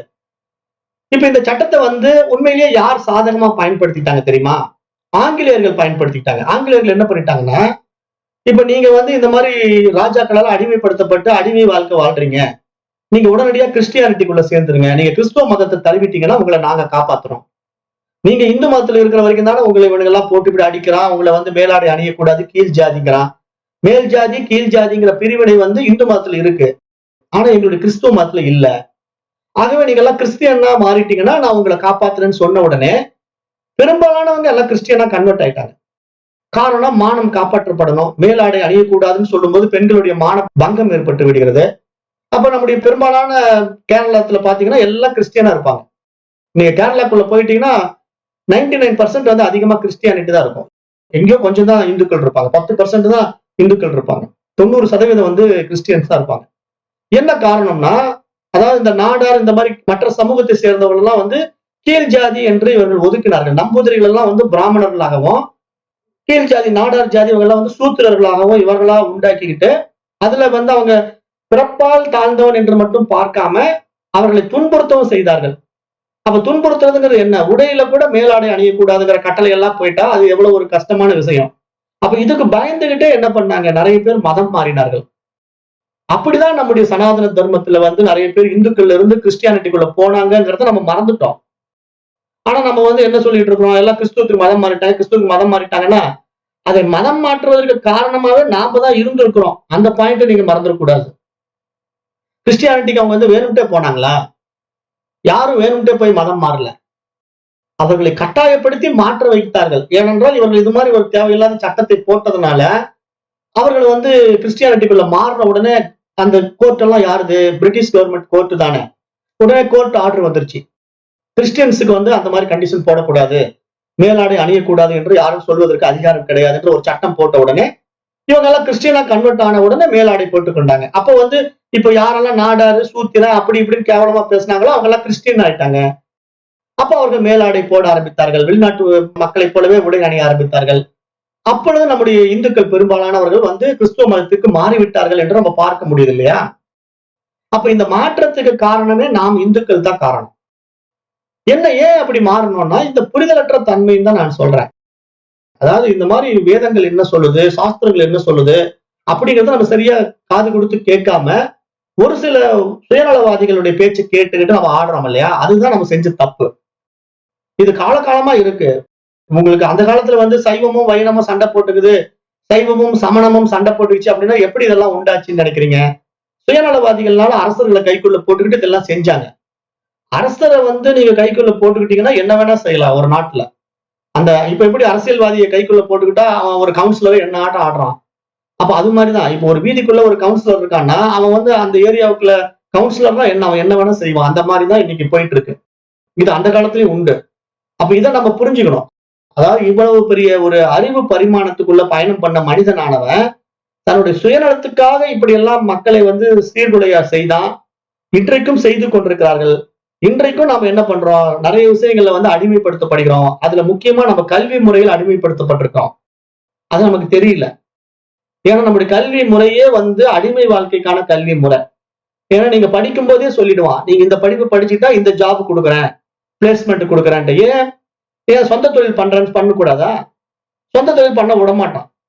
பண்ணா நீங்க நிறைய பிரிச்சுக்குவீங்க, பணக்காரன் ஆயிடுவீங்க. அடிமையாவே இருங்க, அதிக சம்பளம் தரேன் அப்படின்னு சொல்லி ஆசை வார்த்தை காட்டி காட்டியே நம்மள அடிமை வாழ்க்கை வாழ வச்சுட்டான். நாமளும் என்ன பண்ணிட்டோம், சேஃப் ஜோன்ல இருக்கோம். சேஃப் ஜோன்னா என்ன, நம்ம வந்து ஓகே காலையில எழுந்திருக்கிறோம், வேலைக்கு போறோம், சம்பளம் கிடைக்குது, சாப்பிடுறோம், தூங்குறோம், போதும்பா இதே சேஃபா இருக்கு. அப்படி நம்ம அந்த லெவல்லயே ஓடிட்டு இருக்கோம் இல்லையா? அந்த லெவல்லயே ஓடும்போது நம்முடைய வாழ்க்கை என்ன? ஒரு கிணத்து தவளை வாழ்க்கையா மாறிடுது இல்லையா? கிணத்துக்குள்ள இருக்கிற தவளைங்க அதுதான் உலகம்னு நினைச்சிட்டு இருக்கோம். ஆனா அந்த கிணத்துல இருந்து அதை வெளியே தூக்கி போட்டீங்கன்னா தான், ஓ இந்த கிணத்துல இருக்கிற தண்ணியை விட இவ்வளவு பெரிய பிரம்மாண்ட கடல் இருக்கா? அப்படின்னு பார்த்து ஆச்சரியப்படும் இல்லையா அந்த தவளை? ஆனா அதுக்கான சந்தர்ப்பத்தை யாரு குடுக்கணும்? அந்த கிணத்துக்குள்ள இருக்கிற தவளையை எடுத்துட்டு வந்து வெளியே காட்டணும். கடல் இருக்குங்கிறத காட்டினா தான், ஓ இவ்வளவு பிரமாண்டமான தண்ணி இருக்குது. நான் இன்னும் இவ்வளவுதான் தண்ணி நினைச்சு இந்த வாழ்க்கையை வாழ்ந்துட்டு இருந்தேன்னு அந்த தவளை வெட்கப்படும் இல்லையா? அது மாதிரி இங்க நாமெல்லாம் நம்முடைய வாழ்க்கையை சுருக்கிட்டு வாழ்ந்து கொண்டிருக்கிறோம். சம்பளத்துக்காக ஓடிக்கொண்டிருக்கிறோம். ஆனா நம்ம சுயமா வாழ தயாரா இல்ல. ஏன்னா அந்த பக்குவமே நமக்கு கொடுக்கப்படல. அந்த மனசு அந்த நிலைக்கு நம்மளுக்கு உயர்த்தவே இல்ல. அது கல்வி முறையினுடைய ஃபெயிலியர் தான் நம்ம சொல்றோம். சுயமாக சம்பாதிக்கிற ஒரு மனிதன் மட்டும்தான் மிகப்பெரிய வெற்றியாளனா வர முடியும். அவன் யாருக்கும் அடிமை வாழ்க்கை வாழ முடியாது. அவன் நானே முதலாளி, நானே தொழிலாளி என்று யாருக்கும் கை கட்டாம தொழில் பண்ணுவான். அவனுடைய வருமானத்தை அவனுடைய சொந்த தொழில்ங்கிறதுனால அவன் ரொம்ப சிறப்பா செய்யும் போது இன்னும் பல மடங்கு அவனால சம்பாதிக்க முடியும். அவனுடைய நேரத்தையும் அவனுடைய உழைப்பையும் அவன் எவ்வளவுக்கு எவ்வளவு சொந்த தொழில போடுறானோ அவ்வளவுக்கு எவ்வளவு அவனுக்கு அது பொருளாதாரமா மாறும். நீங்க எல்லாமே நம்ம எப்படி புரிஞ்சுக்கணும்னா, ஒரு ஆற்றல் வேறு ஒரு ஆற்றலாக மாறுகின்றது. அந்த ஆற்றலை ஆக்கவோ அழிக்கவோ முடியாது. அந்த சயின்ஸ் தான் இங்க எல்லாமே, சாஸ்திரம் அதுதான் சொல்லுது. இப்ப உனக்கிட்ட இருக்கிற அந்த அறிவை நீ காசா மாத்தலாம்ப்பா. ஆனா அந்த அறிவை வெளிப்படுத்தவே தெரியலன்னா நீ எப்படி அதை பணமா மாத்துவ? பணமா மாத்த முடியாது. அப்ப நீ அடிமை வாழ்க்கை வாழ வேண்டியதுதான். அப்ப நம்ம வெளியே அடிமை வாழ்க்கை வாழ்ந்துட்டு இருக்கோம். எவன் புத்திசாலி விழிச்சுக்கிறான்? தன்னுடைய அறிவை காசாக்க தெரிஞ்சவன் விழிச்சுக்கிறான். அவன் என்ன பண்றான்? நம்மள அடிமையாக்கி நம்ம வச்சு கஷ்டப்படுத்தி அவன் நல்லா சம்பாதிச்சுட்டு இருக்கான். அப்ப நீங்க பாத்தீங்கன்னா பெரும்பாலான எல்லா தொழிலையும் பாருங்க, அறிவு இல்லாதவன் பூரா கீழ் நிலையில வேலை செஞ்சுட்டு இருப்பான். கொஞ்சம் அறிவு வர்றவன் கொஞ்சம் படிச்சா மட்டும் கொஞ்சம் மேல்நிலையில உத்தியோகத்துல இருப்பான். ரொம்ப அறிவாளி என்ன பண்ணுவான்? அவங்களுக்கு எல்லாம் முதலாளியா இருப்பான். நீங்க இப்படி பாருங்க, நல்லா யோசனை பண்ணி பாருங்க. நீங்க முதலாளின்னா பெரிய புத்திசாலி, அவனுக்கு கீழே மேனேஜர்னா கொஞ்சம் புத்தி கம்மி, அதனாலதான் அவன்கிட்ட மேனேஜரா இருக்கிறான். அவனுக்கு கீழே சூப்பர்வைசர்னா அவனோட கொஞ்சம் புத்தி கம்மி, அதனாலதான் மேனேஜர் கீழே அடிமையா இருக்கிறான். அவனுக்கு கீழே லேபர்ஸா இருக்காங்க பாருங்க, அவங்க எல்லாம் சுத்தமாவே முட்டாள்கள். காரணம் என்ன? அவன் லேபர் லெவல்ல தான் அவனுடைய மைண்ட் இருக்கு. அவன் என்றைக்கும் மேல்நிலைக்கு வரமாட்டான். அப்ப இது மாதிரி அந்த வழிமுறைகள் நமக்கு புரியுதா இல்லையா? அதைத்தான் இங்க சாஸ்திரம் சொல்லி கொடுக்குது. அப்ப நீ உண்மையிலேயே அந்த எல்லையற்ற அறிவு, அந்த ஆத்மா பிரம்மம். ஆனா நீ அப்படிப்பட்ட ஒரு உயர் பரிமாண உணர்வை நீ பிடிக்காம அல்ப உடலையும் மனசையும் நான் என்று அபிமானித்துக் கொண்டு இந்த குறுகிய வாழ்க்கையை வாழ்ந்து கொண்டிருக்கிறாய். அப்ப இப்படிப்பட்ட வாழ்க்கைக்குள்ள நீ வாழுகின்ற வரைக்கும் நீ என்றைக்கும் மேல்நிலைக்கு வர முடியாது. உன்னுடைய சொரூபத்துக்கு நீ திரும்ப முடியாது. ஆகவே உன்னுடைய சுயத்தை தெரிந்து கொள் அப்படின்னு மகான்கள் சொல்றதுதான் இந்த நிர்வாண சடகமும். இப்ப இந்த நிர்வாண சடகம் எல்லாம் படிச்சீங்கன்னா உங்களுக்கு ஃபயர் ஆக வேண்டாமா? அந்த நிர்வாண சடகம் எல்லாம் படிச்சா அப்படியே ஃபயர் ஆகணும்ல, ஆக மாட்டேங்குது. ஏன்னா அதுல என்ன, நானே பிரம்மம், நானே சிவம் அப்படின்னு சொல்றதெல்லாம் கேட்டா மனசு என்ன சொல்லுது? நான் எங்கேங்க போய் சிவம், நானே ஒரு அல்பம், நான் எப்படிங்க சிவமாக முடியும் அப்படின்னு இந்த மைண்டை வச்சுக்கிட்டே, இந்த பாடியை வச்சுக்கிட்டே போக்கஸ் பண்ணிட்டு இருக்கேன். அப்படிதான் நிறைய பேர் இருக்காங்க. இப்ப இன்னைக்கு கூட நான் அந்த குணப்படுத்தும் தியானம் ஒரு வகுப்பு இருக்கு நமக்கு ஸ்ரீ தத்தகுரு பரம்பரையில. அந்த குணப்படுத்தும் தியானத்தை ஒரு அம்மா இன்னைக்கு புரிஞ்சுக்கிட்டாங்க. எப்படிமா புரிஞ்சுக்கிட்டீங்கன்னு கேட்டேன். ஐயா இந்த மாதிரி நான் இத்தனை நாள் ஏதோ நான் தான் என்னுடைய உடம்பு குணப்படுத்திட்டு இருக்கேன்னு நினைச்சிட்டு இருந்தேன். இப்பதான் எனக்கு கொஞ்சம் உள்ள இருந்து ஒரு ஸ்ட்ரைக் ஆச்சு. அதாவது அந்த உள்ள இருக்கிற அந்த அறிவு தான் இந்த உடம்பை குணப்படுத்துது அப்படிங்கிறது எனக்கு இப்பதான் புரிஞ்சுது அப்படிங்கிறாங்க. அப்ப இவ்வளவு நாள் அதாம்மா சொல்லிட்டு இருக்கிறோம். அந்த குணப்படுத்தும் தியானமே அதை தான் சொல்லிட்டு இருக்கு. உள்ள இருக்கிற அந்த அறிவு தான் இந்த உடம்பு இயக்கிட்டு இருக்கு. உள்ள இருக்கிற அந்த அறிவு தான் உன்னுடைய உள் உறுப்புகள் எல்லாம் ஆரோக்கியப்படுத்துது. உன்னுடைய உள் உறுப்புகளுடைய ஒவ்வொரு உறுப்புகளையும் எப்படி அது உருவாக்குது? நம்ம சாப்பிடுற சாப்பாடு உள்ள போன உடனே எலும்பா மாறுது, மஜ்ஜையா மாறுது, ரத்தமா மாறுது. அதுக்கு ஏதாவது நீ வெளியிருந்து கமெண்ட் ஏதாவது கொடுக்குறியான்னு நம்ம கேட்டோம். இல்லைன்னு தான் நம்ம எல்லாரும் சொல்றோம். ஏன்னா நாம எந்த ஒரு கட்டளையும் நம்ம வெளியிருந்து கொடுக்கறது கிடையாது. நம்ம சாப்பிடும்போது இட்லி நீ வெள்ளை கலர்ல இருக்க, உள்ள போய் நீ எலும்பா மாறிடு. பீட்ரூட் நீ சிகப்பு கலர்ல இருக்க, நீ உள்ள போய் ரத்தமா மாறிட்டு நம்ம கமாண்ட் கொடுத்து அனுப்புறோமானா இல்ல. நாம எல்லாத்தையும் உள்ள தள்ளுறோம். ஆனா அது உள்ள போன உடனே நம்முடைய உடல் இருக்கிற அந்த அறிவு என்ன பண்ணுது? அழகா அதை செரிமானம் பண்ணி அதுல இருக்கிற சத்துக்கள் எல்லாம் பிரிச்சு அது எலும்பான இடத்துல எலும்பா மாத்துது, ரத்தமா இருக்கிற இடத்துல ரத்தமா மாத்துது, மஜ்ஜையா வேண்டிய இடத்துல மஜ்ஜை, நரம்பு அப்படின்னு 7 தாதுக்களை நம்ம உடம்புக்குள்ள உருவாக்குது. அப்ப 7 தாதுக்களை உருவாக்குகின்ற ஒரு மிகப்பெரிய அறிவு நம்ம உடம்புக்குள்ளேயே உயிரா இருந்து அற்புதமா வேலை செஞ்சிட்டு இருக்கு. இது யாருக்கு புரியல? எல்லாருக்குமே புரியல. இது புரிஞ்சுட்டா வெளியிருந்து எது நம்மள தாக்க முடியும்? ஒரு கொரோனா வந்து நம்மள தாக்கிட முடியுமா? ஆனா பயப்படுறோம். எவனோ ஒருத்தன் சொல்லிட்டான்ட்டு கொரோனா வந்து நம்மள தாக்கிடுங்கிறோம். கொரோனாங்கிறது ஒரு நுண்கிருமி. ஆனா அதை விட பவர்ஃபுல் அறிவு, பவர்ஃபுல் ஆற்றல் உடையது இந்த பாடி. ஆனா இந்த பாடியில இருக்கிற மைண்ட் பயந்துடுச்சுன்னா முடிஞ்சுது. ஒரு சாதாரண கல்லுத்தடிக்கு செத்தவன் இருக்கிறான், பாறை விழுந்து தப்பிச்சவன் இருக்கிறாங்கிற பழமொழி மாதிரி, ஒரு சின்ன பயம் மனசுல உண்டாக்கிடுச்சுன்னா, நீங்க எவ்வளவு பெரிய ஆளா இருந்தாலும் உங்களை அப்படியே மடக்கிடும். அவ்வளவுதான், கீழ்நிலைக்கு போயிடுவீங்க. அப்ப இங்க என்ன பண்றாங்கன்னா, இந்த இலுமினாட்டிஸ் எல்லாம் நம்மள பயமுறுத்தி, பயமுறுத்தி நம்மள ஒரு லெவல்ல வச்சுக்கிட்டு சம்பாதிச்சுக்கிட்டு இருக்காங்க. அது மருந்துகள் விற்பனை பண்ணணும்னாலும் நம்மள பயமுறுத்தணும். புதுசா ஒரு மருந்தை கொண்டு வரணும்னாலும் நம்மள பயமுறுத்தணும். புதிய நோயை உண்டாக்கணும். எல்லா துறையிலும் இருக்காங்க. இலுமினாட்டிஸ்ங்கிறது யாருன்னா எல்லா துறையிலும் இருப்பாங்க. இலுமினாட்டிஸ்னா ஒரு பர்டிகுலர் ஆளுங்க நீங்க நினைச்சுக்க கூடாது. ஆன்மீகத்திலயும் இருக்காங்க. ஆன்மீகத்திலயும் இலுமினாட்டிஸ் அதிகமா இருக்காங்க. அவங்க தான் நம்மள வச்சு வியாபாரம் பண்ணிட்டு இருக்காங்க. அந்த இதை பண்ணா இவ்வளவு பணம் கொடுங்க, இந்த இதை பண்ணா இவ்வளவு பணம் கொடுங்க, கோவிலுக்கு வந்தா பாருங்க இவ்வளவு பணம் கொடுங்க. எல்லாமே இலுமினாட்டிஸ் தான். அவங்க எல்லாம் நமக்கு பின்னாடி ஒளிஞ்சிட்டு இருக்காங்க. நம்ம தெரியறது இல்ல. நாம என்ன நினைச்சுக்கிட்டோம், ஆன்மீகத்துல இருக்கிற நல்லவங்கன்னு நினைச்சுக்கிறோம். ஆனா ஆன்மீகத்துல இருக்கிறவங்க எல்லாம் நல்லவன் கிடையாது. எல்லாமே இப்போ கூடுமான வரைக்கும் ஆன்மீகத்துல கெட்டவன் தான் இருக்கிறான். ஆன்மீகத்துல இருந்து வெளியே இருக்கிறான் பாருங்க, நம்மள மாதிரி அவங்க தான் நல்லவங்க நிறைய பேர் இருக்காங்க. ஏன்னா நீங்க ஆன்மீகத்துக்குள்ள போனீங்கன்னா மாட்டிக்குவீங்க. ஏன்னா அவன் எந்த இடத்துல உங்களை மனகா அரைக்கலாம்னு வெயிட் பண்ணிட்டு இருக்கான். வாங்க வாங்க ஏமாந்து வரீங்களா, போட்டு தள்ளிடலாம். உடனே ஒரு கதை விடுவான். இந்த மந்திரத்தை நீங்க சொன்னீங்கன்னா இவ்வளவு வந்துருமா, அப்புறம் இந்த சக்கரத்தை கொண்டு போய் வீட்டுல வச்சுக்கன்னா அவ்வளவு வந்துரும்பா, அதுக்கு ஒரு சக்கரம் எழுதி தரேன்பா, அந்த சக்கரத்துக்கு வந்து 10,000 ரூபாம்பா, செம்பு தகடுல உங்களுக்கு ஒரு சக்கரம் எழுதி கொடுப்பேன், இந்த சக்கரத்தை கொண்டு போய் வீட்டுல வச்சுக்கன்னா உங்களுக்கு செல்வம் வந்துரும்பா. அதை நம்பிக்கிட்டு 10,000 ரூபாய் கட்டி அந்த சக்கரத்தை வாங்கி வீட்டுல வச்சவனுக்கெல்லாம் செல்வம் வரவே கிடையாது. அப்புறம் ஏன் வரலாம்னோட எதுக்கு ஜாதகத்தை பார்க்கலாமா. அப்புறம் ஜாதகத்தை கொண்டு வந்தோன்னா கட்டம் மாறிடுச்சு, உங்களுக்கு அந்த செவ்வாய் அங்க உட்கார்ந்து இருக்கு, புதன் இந்த பக்கம் இருக்கு, அதெல்லாம் நடக்கலன்னு ஏதோ ஒரு கதை விடுவோம். இப்படியே நம்மளுக்கு வந்து நீங்க இப்படி கேட்டா அப்படிம்பா, அப்படி கேட்டா இப்படிம்பா, இது மாதிரி ஒரு கூட்டம் இருக்கு. இது வந்து இலுமினாட்டிஸ் நம்ம சொல்லுவோம். அதுல போய் நிறைய பேர் சிக்கிக்கிறாங்க. இலுமினாட்டிஸ் தெரியாமயே நிறைய பேர் ஆன்மீகத்துல போய் சிக்கிக்கிறாங்க இல்லையா. அது நம்ம புரிஞ்சுக்கணும். இங்க உலகம்ங்கிறது நம்மளை வச்சு காசு பண்ணுது. புத்திசாலிகள் பணக்காரர்களாக வாழ்கிறார்கள். புத்தி இல்லாதவன் ஏழையாக வறுமை நிலைக்கு தள்ளப்படுகிறான். அதுல எந்த சந்தேகமும் கிடையாது. அப்ப ஏன் இந்த வறுமை நிலைன்னா, அந்த விழிப்புணர்வு பத்தல. ஆன்மீகத்திலையும் பத்தல, உலகியல்லையும் பத்தல. அப்ப அவர்கள் கஷ்டப்பட்டு அவனை ஒண்ணுமே பண்ண முடியாது. அப்ப அவர்கள் இன்னும் மனித பிறவினுடைய மகத்தான அறிவுக்கு பயணம் பட வேண்டிய காலங்கள் இருக்கலாம், பிறவிகள் இருக்கலாம். அது நமக்கு தெரியாது. அப்ப புரிதல் என்பது ஒவ்வொரு தனி மனிதனை பொறுத்து மாறுபட்டு காணப்படுவதற்கு முக்கிய காரணம் அவனுடைய மனம் என்பதை நீங்க நன்றாக புரிந்து கொள்ள வேண்டும். ஏன்னா மனதில் ஏற்றி வைக்கப்பட்ட எண்ணங்களின் அடிப்படையில் தான் அவனுடைய வாழ்க்கை இருக்கிறது. ஆகவே நம்முடைய வாழ்க்கை மிக பிரகாசமாக இருக்க வேண்டுமானால் நம்முடைய எண்ணங்கள் தெளிவாக இருக்க வேண்டும்.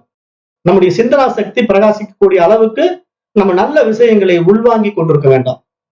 அதுதான் இங்க அத்தியாத்ம யோகம் நமக்கு கற்றுக் கொடுக்கின்ற ஆழமான உண்மை. நம்முடைய அறியாமைகளை நீக்கி நம்மை அந்த தூய அறிவாகத்தான் இருக்கின்றாய் என்பதை காட்டி கொடுக்கின்ற ஒரு மிகப்பெரிய வித்தையைத்தான் இந்த கல்வி நமக்கு கற்றுக் கொடுத்துக் கொண்டிருக்கிறது என்று புரிந்து கொள்ளுங்க. இது இன்னும் நிறைய விஷயங்கள் என்னுடைய தொடர் பகுதிகள் இருக்கு.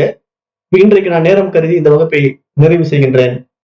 இதன் தொடர்ச்சி நாம் நாளைய வகுப்பிலே பார்க்கலாம். நன்றி. ஓம் தத் சத்.